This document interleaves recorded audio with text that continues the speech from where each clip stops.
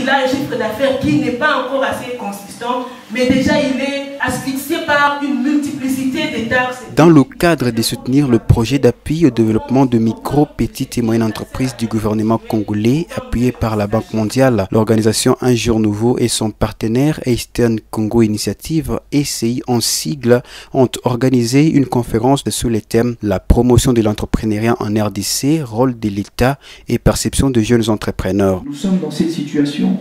à cause des colons, à cause de nos voisins, à cause de la communauté internationale. Pour le responsable de Un Jour Nouveau, le pasteur Camille Toto, il a été question de préparer les jeunes entrepreneurs sur le profil entrepreneurial qui doit avoir un jeune, surtout que ceux-ci constituent la majorité de la population congolaise, et c'est au travers de ces derniers que passera la relance économique. L'idéal est que tous les jeunes qui ont des idées innovantes et qui ont la capacité de pouvoir améliorer la condition de vie des gens qui les entourent soient en mesure d'avoir tous les accompagnements nécessaires pour leur permettre de prospérer dans leur initiative entrepreneuriale. Absolument, nous croyons que quand nous regardons la démographie et que nous sommes conscients du fait que la majorité de la population congolaise est composée de jeunes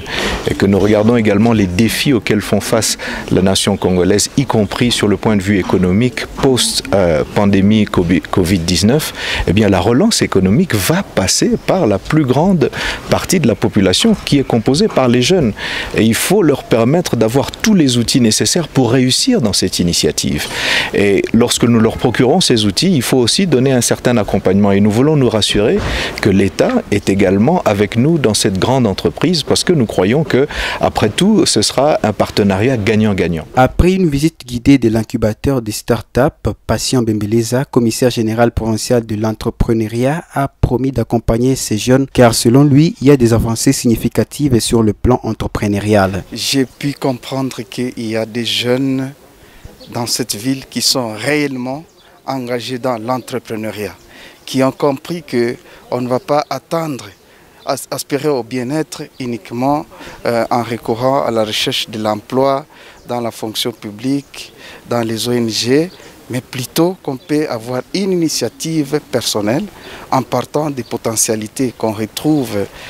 dans notre communauté, également en partant de ce qu'on a comme connaissances et compétences. Ce qui m'a beaucoup fort réjoui, étant donné que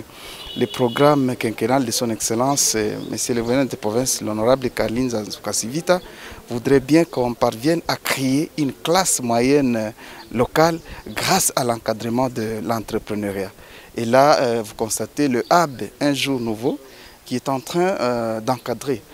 à peu près 70 entrepreneurs, ce qui est quelque chose de positif, une implication dans la vision de la province, mais également une contribution à la lutte contre la pauvreté, le chômage et la précarité vers la voie de développement auquel nous aspirons. Travail, travail.